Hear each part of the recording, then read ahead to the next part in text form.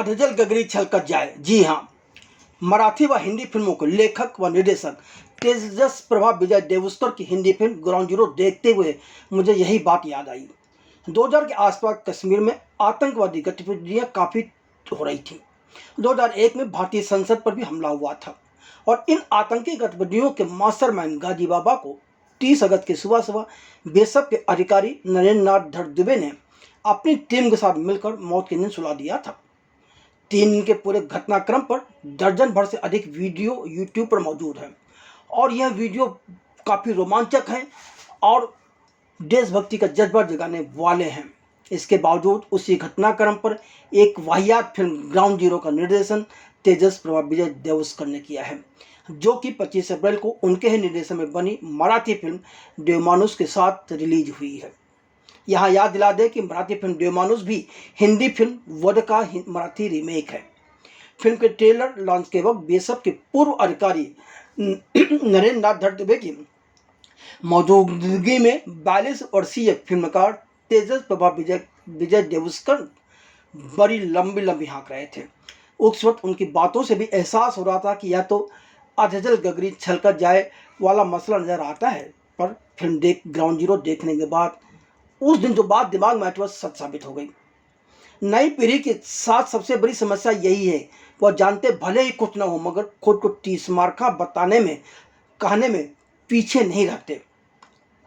अगर तेजस प्रभा विजय देवस्कर ने यूट्यूब पर मौजूद कुछ वीडियो देख लिए होते तो भी वह इससे कुछ अच्छी फिल्म बनाने में सफल हो जाते, मगर उन्होंने तो आम एक्शन फिल्मों से भी बढ़कर एक्शन फिल्म ग्राउंड जीरो बनाई है।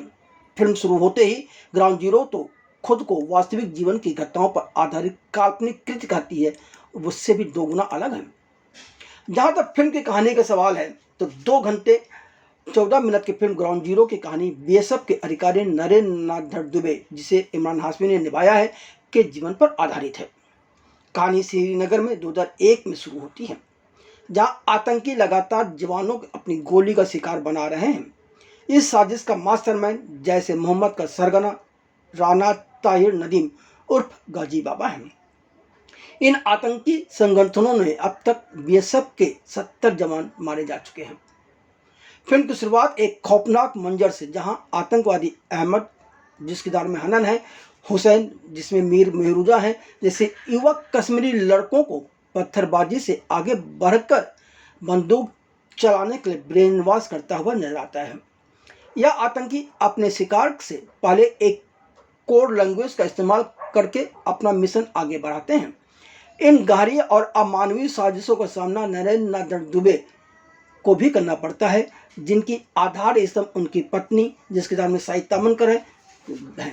सिलसिलेवार होने वाले आतंकी हमलों में से त्रस्त नरेंद्र नाथ अपने जवानों को बचाने के लिए आतंकियों को मार गिराने के लिए कटिबद्ध है, लेकिन वह कश्मीर के युवकों को लेकर भी चिंतित है।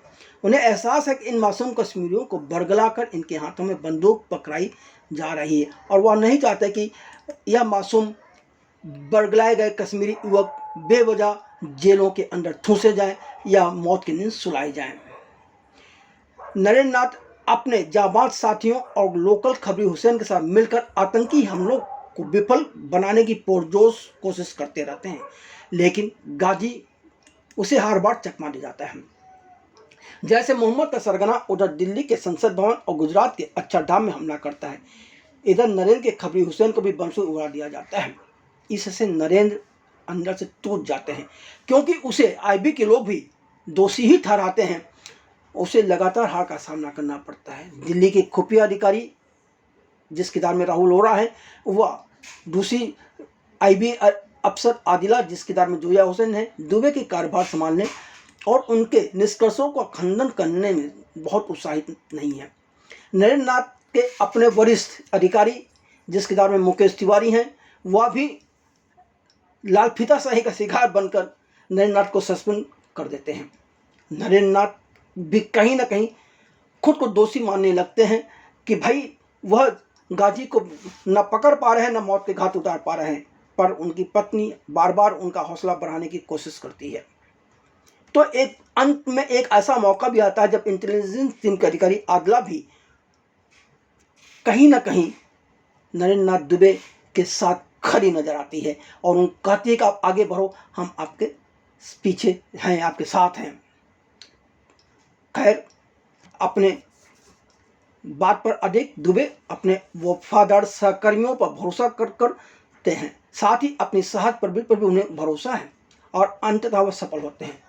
जी हाँ, 30 अगस्त को नरेंद्रनाथ दुबे को कामयाबी मिल जाती है, पर वह स्वयं भी इस अभियान में बुरी तरह से घायल होते हैं। यह वह समय था जब प्रधानमंत्री अटल बिहारी वाजपेयी ने बढ़ती आतंकी गतिविधियों के बीच घाटी का दौरा किया था। अब बात थोड़ी सी इस पर होनी चाहिए कि फिल्म ग्राउंड जीरो के प्लस और माइनस पॉइंट क्या हैं। फिल्म देखते समय हमें इस फिल्म के माइनस पॉइंट ही ज़्यादा नज़र आए, क्योंकि यह फिल्म कहीं भी आपको न देशभक्त बनाती है, न आतंकियों के खिलाफ गुस्सा दिलाती है।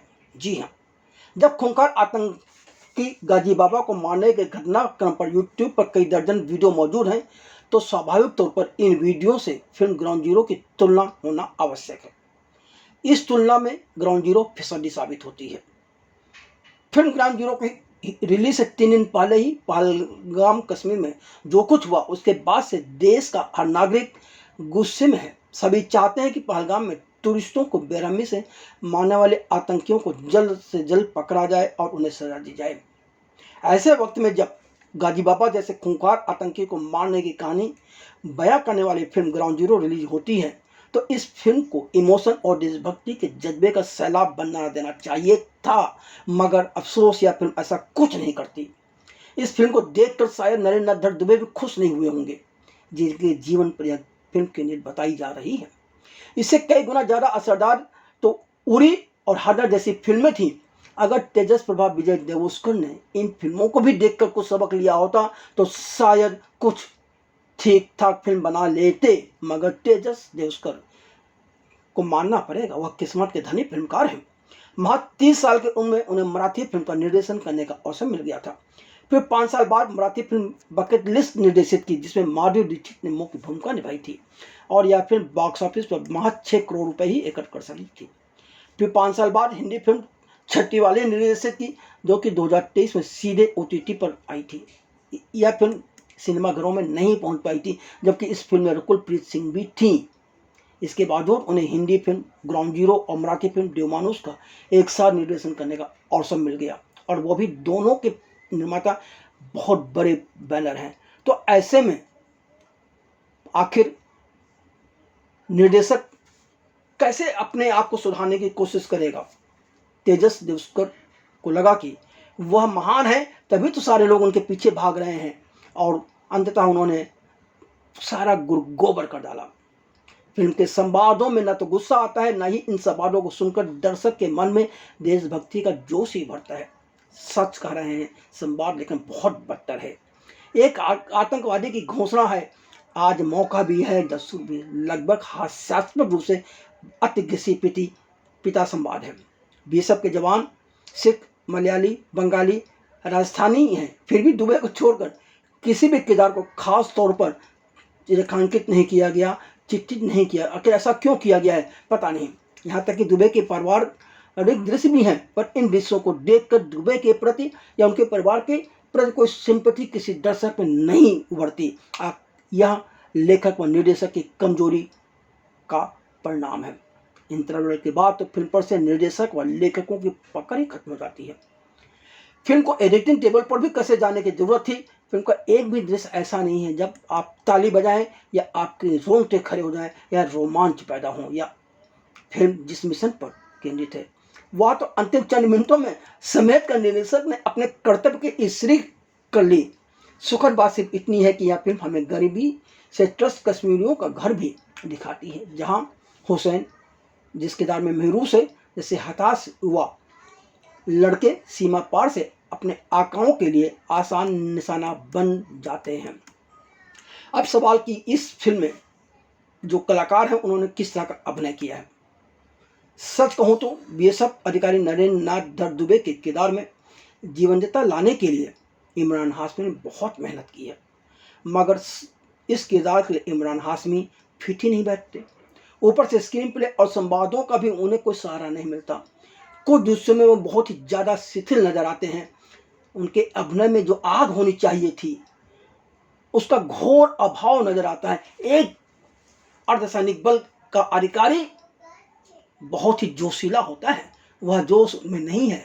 एक आग जो नजर आती है वह उनमें नहीं है। दुबे की पत्नी के छोटे कैरेक्टर में शायद तमन्कर के हिस्से करने के कुछ आया ही नहीं, इसलिए उन्हें अपनी अभिनय प्रतिभा को दिखाने का अवसर ही नहीं मिला। यह भी लेखक व निर्देशक दोनों की ही कमजोरी है। इंटेलिजेंस टीम की आदिला के किरदार में जोया हुसैन का किरदार जबरन ठूसा हुआ नजर आता है। इस किरदार को भी ठीक से गढ़ा नहीं गया, तो बेचारी जिया हुसैन क्या कर लेंगी। गाजी बाबा के किरदार में रॉकी रैना का अभिनय कुछ खास नहीं है और इसके लिए पूरी तरह से फिर लेखक और निर्देशक ही जिम्मेदार है, क्योंकि गाजी बाबा के किरदार को इस तरह से नहीं बनाएगा कि वह विलन है तो विलन नजर आए, विलन को में कुछ करता हुआ नजर आए। नहीं, ऐसा कुछ नहीं है। दर्शकों को बहुत ऊब होती है, दर्शकों को गुस्सा आता है कि क्या है, ऐसा कैसा किरदार है ये। जी हाँ, इस फिल्म में रॉकी रैना को करने को कुछ अवसर नहीं मिला। हुसैन के किरदार में मीर महरूज जज्बाती जरूर कर देते हैं। दीपक परमेश, ललित प्रभाकर, गुनीत सिंह, मुकेश तिवारी और राहुल ओरा तो सिर्फ खाना पूर्ति के लिए ही इस फिल्म में है। उनके भी किरदारों को न ठीक से लिखा गया है, न ठीक से गढ़ा गया है, न ही शायद लेखक और निर्देशक ने इन किरदारों पर मेहनत करने की जरूरत ही समझी।